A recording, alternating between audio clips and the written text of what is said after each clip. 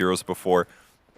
I'll be honest, I feel like the cut is not going to change at this point, you know? They made it into the upper division, they found what they're good at, and I think they're just going to keep doing it for this season. Maybe they'll switch it up next season, and, well, what they're good at might just net them a first blood here as Costa Bila is going to get very low. Overlom is going to be able to finish him off with a Spirit Siphon, runs him down. First blood for the 5 position of the cut. Yeah, good start. The angle they chose there was kind of interesting. They did have a high ground ward, but they approached from the south, and as a result, they still got a catch there on the Chaos Knight, which is kind of cool. So, good grab for them. I agree with what they were saying about B-God. His play so far has been really nice, and look what they did with this aggressive movement. They put a cliff ward down, and they blocked the large camp. When we first saw 9 do mid-coddle this most recent time, like when he first started off like a month ago or something like that. Sure. He went back and he double stacked the medium camp to the right of that blocked camp and the large camp. And then he got like a 6-minute boots of travel. So they know what's going on here. They block the camps. The Cuts got their comfort heroes. We've saw Kits play Quap recently. Scourge McDuck plays Bristol at least like 25% of their games. So I think overall plays Death Prophet very often too. So I think they've got a lot of their comfort picks. And I think they'll have a good game here against the Zoomers. Yeah, that's the thing, is that like you may know what the Cut's going to do, but at the same time, drafting-wise, it did feel like 4 Zoomers set them up. I mean, particularly, they went Beastmaster. You know, like that's a free Bristleback lane right there for Scourge McDuck, and if anybody's going to know that, it's him. Yeah, that part's going to be a bit interesting, all right. They did start with magic sticks and all, so they'll be able to offset this a little bit here, but... Oh, the courier. Oh, my God. That's a first blood's worth of regen that was destroyed by the Boar. Damn. The Boar went and sniped the courier? Yeah, it was like behind the tier 1 tower, and Z-Freak was over there. Z-Freak might have attacked it once first, but the Boar did ultimately get the last hit, which is... I mean, that's interesting, because like if you summon level 1 Boar in lane against Bristleback, I feel like it's just going to get farmed, you know? It's Overlom creating a bit of a distraction here as the pull from Z-Freak. Now there's this mess of creeps where they don't belong. And Overlom's going to try and do what he can to stop this farming. Scourge McDuck on the other side also offsetting his enemy pull as well. He did something similar, so it should be fine. Egon, Bushwhack quickly gets cleared by Husky. He breaks down the tree, and that little play might just be enough to be able to kill B-God here. Is that one good swing and another hit from Husky might be enough. He's popped the healing salve now and does manage to keep it intact. Very important as he dips away into the trees. So this Dragonite Hoodwink, we've seen this a couple times now, even from the Cut specifically. Now his Courier's in trouble. Oh no, run little Courier! He bushwhacks to save it, and the Courier will hide. We'll see whether or not Husky wants to try and hunt it down. Guess not. Okay. This is just one of those safe lanes, right? I feel like it's not, you're not necessarily going to put the greatest pressure on the Chaos Knight, but you should be able to free farm, because you're DK. Mm-hmm. He's done good so far, 8-1. Not too bad. In the mid lane, Gunner's doing great, 16 last hits versus the 12 and 8 actually for Kits. Kits has a huge amount of denies. But that's a big damage advantage that Quap has over Keeper of the Light. So easier to get denies on your opponent generally. So everything pretty straightforward so far. Husky picked up the pine cone. He's got his own acorn shot. Yeah. That's good. What's it called? Seed shot. Yeah. Okay. Quite the name there. 100 magic damage per bounce. Shooting seed at people. It's not that weird. Nothing weird about that. How's our mid lane matchup going? The Coddle versus Quap. I mean, Quap, you're not exactly going to be threatening. Oh, Ade is actually a little bit low. But fortunately, with double bracers plus natural Dragon's Blood regen, should be fine without anything else. Yeah, and Gunner just ends up stacking this camp instead of the other large camp. So it's going fine, but just with Kits having more last hits or more denies, right now, it'll just be a small level disadvantage. Good block there by Kits with the glyph there. Let's try to keep him in lane a bit longer. It's not going to be able to necessarily clear the wave and go stack now, so that's kind of important. Yeah, I wonder if Kits is going to try and intercept, because that's the combination, right? That's why they put that high ground ward. It's like, okay, we're going to block the deep one, and then if you farm up this other one and you stack that one up, we'll see you doing it. Mm-hmm. So I wonder at what point in time they're going to make a move to try and actually take advantage of that. As B-God is going to be caught. Looks like Costa Bila has finally managed to lock down that little squirrel. He's moving over to the camp now. Ooh, almost did. Just thinking about it. 2 points, blink, 3 points, scream. I think Gunnar did clear some of it before stacking. Yeah, he did actually. He blasted it, then stacked it. So it's not as vulnerable. Kits will still take it. He's going to see that there are some creeps in it, some skellies. He'll get a little bit of this gold, but decent amount. It's not a bad steal. Just stealing that alone is going to do a decent amount. Gunnar comes over. He wants to make sure it doesn't get given away. He does manage to get the potato. Leaves the tomato over for Gunnar. It gets cleared out, so that means a fresh camp going to be there at minute 5 as well. So now 38-2 for Gunnar, but more appropriately is the net worth probably. And he still has an experience advantage anyways. They didn't manage to block the small camp in addition to the large camp, so Gunnar's really not too fussed about this. Moo looking dead though. Yeah, he's going to go for a desperate TP out, but that is going to have to be a walk of shame for Moo. That was really close. Oh, did he make Tranquil Boots on purpose? I guess so. Yeah, I guess with the new Tranquil Boots and the upgrade that you can get, that's actually probably pretty good for your summons. Yeah, I suppose. More attack speed, why not? Movement speed for them isn't bad either, so maybe something he'll buy later on. Wanted the Tranquils, that way if he gets harassed, he can offset that, and he doesn't want to buy a Ring of Health necessarily. Or he was struggling to get Helm of Iron Will, so he instead thought, like, I need regen now, I can't delay this. He got taking so much damage, but does manage to get the 2-man bushwhack. The seed shot? Into the trees. No seed shot comes out in time. Husky instead turns the damage back around to Ade, but it's the Dragonite. He doesn't really take much physical damage. He's got everything he needs, double bracer plus boots, so he can get away as a whole. B-God pressured pretty heavily this game so far, though, I gotta say. Feels like he's getting gone on a lot, but it's done a great job avoiding those deaths. It's really the big difference maker here. Ooh, stack stuns, unfortunately. Yeah, stacked it up quite a bit, and B-God immediately dies, and Husky is not going to fall here. So that's just giving away the 4-position kill, not getting anything in return. I feel like they don't really need to do that much, just because at some point in time the Dragonite is going to be tanky enough that they can't really threaten him. Yeah, I mean, CK can definitely out-regen him as a whole. And maybe outlast hit by a little bit, but his damage is pretty competitive, so yeah, I would agree. Maybe they just leave him at this point. Usually B-God has a decent laning stage, though. It's pretty rare for it to see him like die without getting trade kills, but that's been the case so far in this match. So this is going to lead him to be a little bit under-leveled, and if he can't get some turnaround kills later on, he's going to just be behind in experience. That could really affect his normal impact on the map. Shackles into a blast. That's a pretty powerful combination. Overlom is, though, pretty tanky. Spirit Siphon is something else, man. It really is. And while the solar bind damage was fine with the blast, it's just not quite the same as getting like 2 blasts or something. So yeah. And it's funny, Kits does what he can. In the meantime, Ade is going to be gone on here in the bottom lane. They're going to try and, Sonic Wave to push them back. Kits doesn't quite have the damage to finish him up, but that Bushwhack, maybe they do. Husky falls first. Now Z-Freak, he's going to die as well, but the Satyr might just kill Ade. Oh, the Dragonite does die before Z-Freak falls, so he managed to get the bounty and the experience for that little bit. What a great use, though, of that Arcane Rune. The whole time I'm sitting there like, oh my god, what a mega value Arcane Rune. He gets ulti off, multiple rounds of Scream of Pain. He's got mana left over because of the Arcane Rune as well.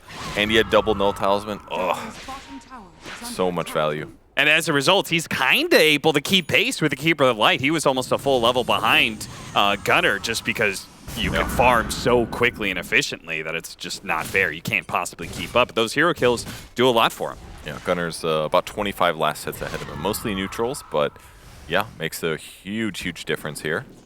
So while maybe killing Coddle is going to be out of the question for a bit, unless he gets chain disabled, Kit's just doing these rotations to the side lane is going to be really valuable against the 2 squishy supports. The Enchantress and the Shadow Shaman are relatively vulnerable. Obviously, he has to worry about getting like disable killed later. Oh, that's the combo they're going with. That's dirty.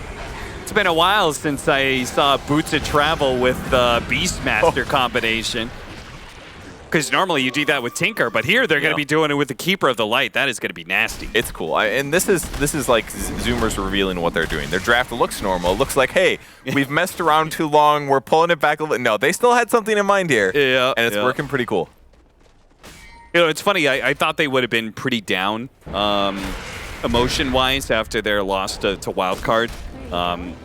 Maybe feeling like they took a step backwards, but That last post-game interview we did with them after the Dog Champ series, it feels like it's quite the opposite. They said they feel really good about their scrims and stuff. Ade is in trouble here. He didn't realize there was going to be even more heroes that were going to be trekking it down to this bottom lane. Turns around, gets the stun off before Costa Bila can get the swing in. And can he outrun the blast Indiana Jones style? He does. Ade's away. Good escape there. Surprising amount of damage against the Dragon Knight. Him surviving, though, is a bit unfortunate, but it's not going to make the tower pressure quite as easy, but it's not like it costs Gunnar that much to make these rotations. Yeah, that was a BOT TP, but he can get across the map so fast. He finds Kits here in the rotation. He throws out the damage, does have the blink up now, so he's going to be fine, but having to use the Sonic Wave just to make sure. And with those two engaged, they actually make a play for the Chaos Knight, a big kill. Huge one. Stun, Spirit Siphon, B-God there as well to land some Chain Disable. Still a little under leveled, almost level 5, but maybe just another grab. I love this move, just a tour de force, bringing both supports in to try and secure the power rune, and they did get it. He managed to pick up a regeneration. That is huge for Kits. It was, especially after he used his ulti in the last circumstance. Didn't get a kill. Low on resources, his supports rotate from getting that nice kill on the CK to now killing Husky. They're just doing things very efficiently on the map. It's really impressive to see. They don't waste time, they make things work. Yeah, it feels like whoever does all this shot calling in this laning phase, like the move down from Overlom to be able to go from that off of seeing two heroes in the jungle, it's just like these kind of calls. Pretty game winning, or at least lane winning for now. Ade is going to take a lot of damage, though. He's got to be careful of that magic damage that comes from the Keeper of the Light. He's forced to TP away. Yeah, pressuring the towers is going to be really tough for now. Spirit Vessel is the item the Keeper of the Light's going to rush for this game, give him some nice solutions against both Dragon Knight and Death Prophet and Scourge McDuck, the Bristleback here. He's going to be going for a fast Aghanim Scepter after the Vanguard, and they've got an Ancient stack to help facilitate that. It doesn't mean they're going to give up on their safe lane tower, but it's about that time anyway. Yep. Ancient's getting cleared. Nobody around to sap experience in the meantime. But Husky's going to start doing some aggressive positioning on the enemy jungle. Pretty normal stuff here. I feel like giving the solo levels to Bristleback is so important, right? Because he wants Aghanim Scepter, and he wants his maxed out Q, obviously. But the Warpath stacks are also really important. They're going to do Roshan with the Serpent Wards. Dirty. Dirty, dirty, dirty. Yeah, they do a lot of damage right out of Roshan, so definitely very popular. Looks like Overlon was going to move over, get a little D ward at least, but that was an old ward, get some golden experience, but they don't care that much. Zoomers go in, grabs Moo. Yep, they smoked up and ran straight into Kits. The Kits like, okay, this is a nice setup here. Gets one kill, does a bunch of damage as well to some others, and that kind of kills any transition for Zoomers. I think they were looking to be able to get an immediate pick-off and then maybe hit that mid-tower, but that momentum is going to be slowed down. Yep, the downside of tanking the Roche for your team. Kits finds a little grab, and yeah, they won't take the mid just as fast, super fast, but they'll be up in a second. I assume they will go push now. Overlom with the Exorcism. This is like another timing, right? Like while they're resetting, you just get a little mid pressure in. Yeah, let's see if they overstay their welcome, though, because it looks like Overlom's going to be mega slowed down. The Boars and the Bear. The Clap making sure he's slowed down to a crawl. They do manage to get the Bushwhack to be able to save B-God, maybe have his own life. Oh, no! He didn't drop all the way down. Fortunately, his ultimate was able to push him the rest of the distance, so he's going to be good. Really cool. Tumbler Toy to get part of the way, then ultis to get the rest of the way. No way he ends up dying there. Drags them around. I mean, even though they do lose Overlom, they get a bunch of tower damage in a circumstance that did not favor them. Aegis falling to Zoomers. Normally they'd go mid, but because they got that one pick off, they're like, screw it, let's do a little tower damage, because it's not like we're going to fight them anytime soon anyways.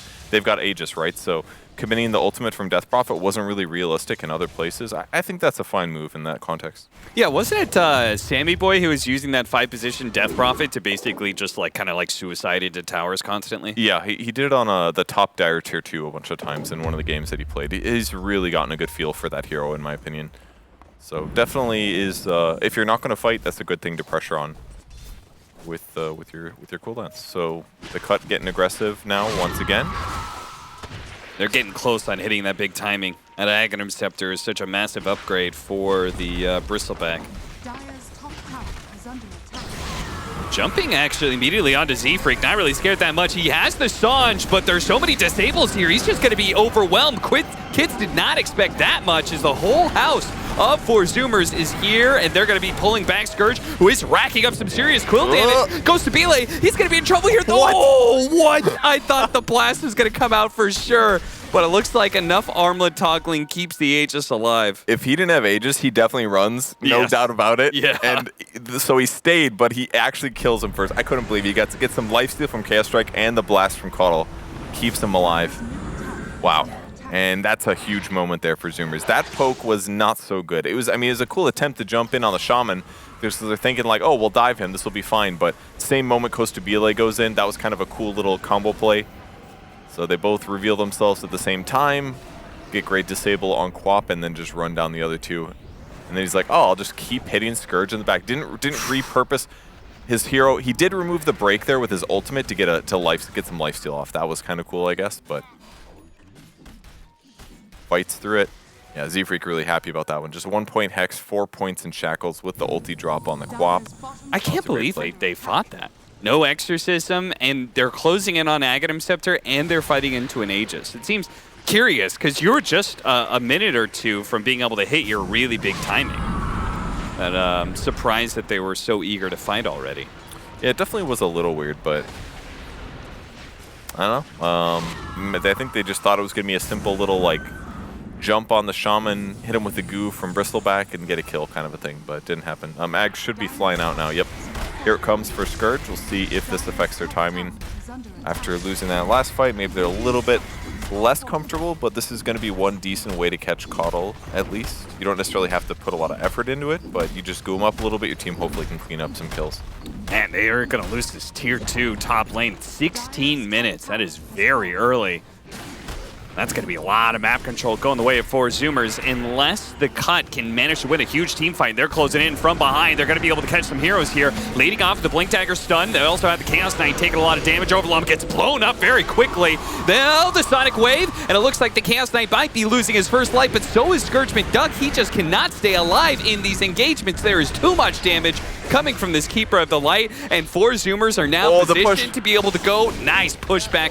Catching B-God as well. They're going to drop the Aegis real quick. Not that big of a deal, but 4 Zoomers winning a fight just outside the enemy base. I don't know how much they can hit this tier 3, but what a massive victory. Yeah, I don't think I didn't like the way that the Cut started the fight. I mean, the Aegis was about 40 seconds away from going away. It died there probably 25 seconds. They walk in. They didn't necessarily have all their abilities up. Dragon Knight blinks in, looking to get a stun off. He does hit Caudle here. But Overlom kind of just blows up instantly. Got a little too aggressive against the Spirit Vessel plus the CK. And then once again, they ignore Costa Bile, who's just like, all right, I guess I'll just armlet toggle. Whatever. Live game looking like they're going to be able to kill Husky at least. Like, I get they were hitting their timing. Watch the blast back was very cool. Kept throwing B-God down to the low ground and cleaning him up. That was fun. Yeah, he felt very happy about that one.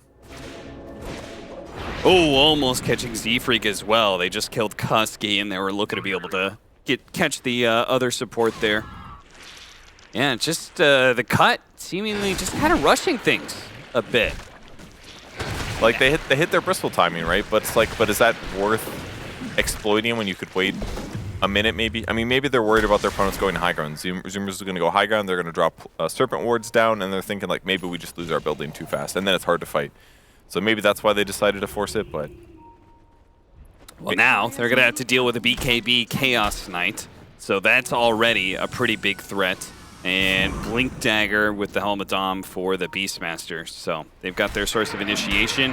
And even worse, Keeper of the Light almost has a BKB. So before, I think you wanted to be able to blink stun and then just throw all of your nukes at this Keeper of the Light. And I think that's what Ade was hoping that the rest of his team would be able to accomplish last team fight. But now, it looks like that may not even happen. At least not before this BKB is complete. Yeah, I mean, they can still chain stun him with Dragonite and Hoodwink and some silent stuff, but yeah, it's a lot of damage to kill him at this point. If he gets BKB off, very safe. Z-Freak did just buy a Quelling Blade as well, try to save his allies. Doesn't have any cast range just yet, so maybe it won't be the most useful just yet, but once he gets an Aether Lens, protect his team a bit against B-God. You know what's funny? I was thinking, you know, maybe nobody really needs a Quelling Blade just because these axes are so annoying. I mean, the axe pullback last time is what cut down one of the trees for clearing that bushwhack. It's harder to cut with them, though. Much harder than it used to be. Yeah, that's true. Not quite sold on it just yet. Kit's trying to carry for his team here. Treads, Kai Assange, Brigand's Blade for him, which makes sense. Bristle's more tank-oriented rather than right-click based. He's also going to try to get a BKB so he can get really aggressive in the fights. His network is still really solid, but game continues here. Next, we're going to go Shadowblade and Silver Edge for Costabile. We've seen this on a lot of Chaos Knights, but even better when you're facing up against a Bristleback. So, I don't know. I'm not sure how much more the Cuts lineup is going to scale up. Bristleback can remain, like he can keep going into the late game and feel pretty strong, but I feel like that's only when you're ahead. Yeah, I'm not quite sold on it for sure. He definitely wants to hit a timing and snowball with it a little bit, but I don't really... I feel like the Cut... I know that Scourge McDuck likes the hero a lot, but I haven't really felt that much success of the hero with their team. Yeah. Just be like, yeah, they stack pretty decently, but it's not like mega incredible, and usually they make like 1 or 2 mistakes that gets the hero behind, and that's kind of where the hero starts to fall off a little bit at high level games.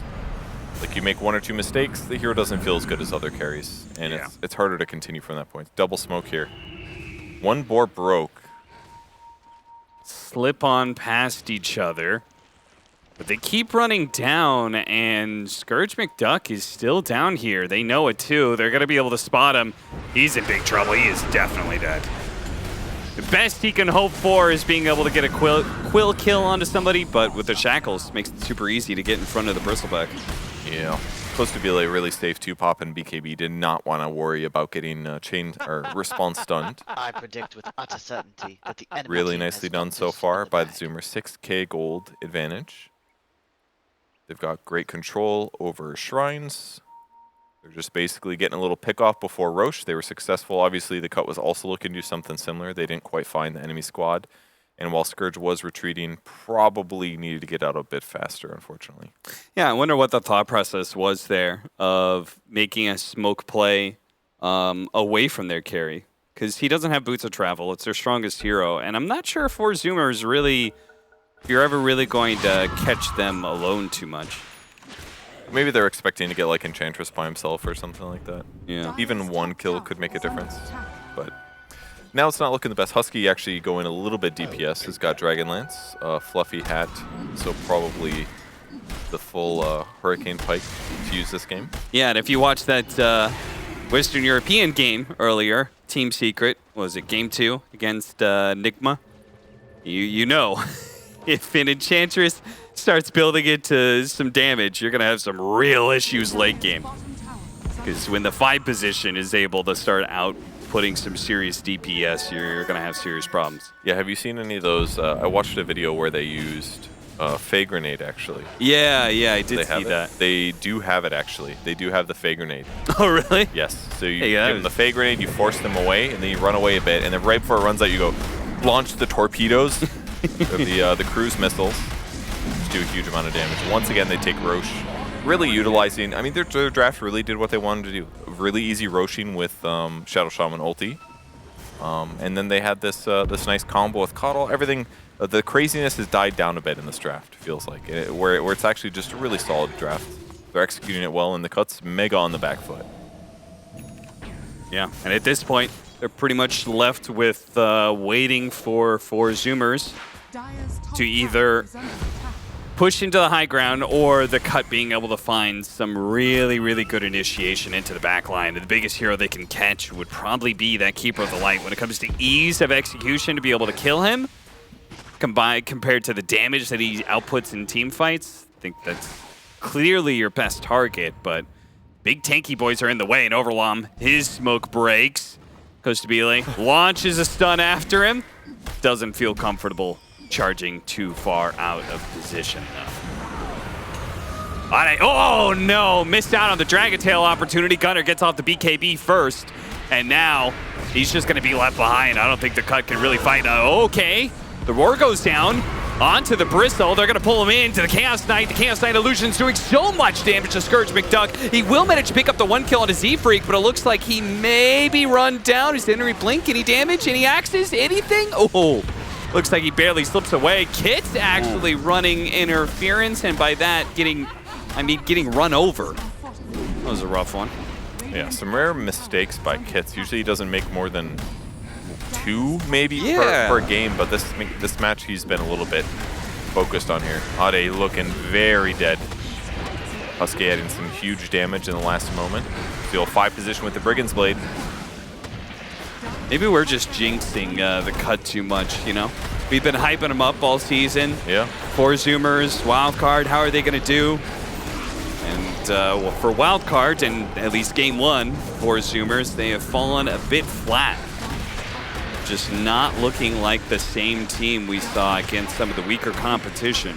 Oh, Gunner, or even the stronger competition. Gunner, oh no, is he actually going to tick out? No. Well, Spirit Festival runs out eventually.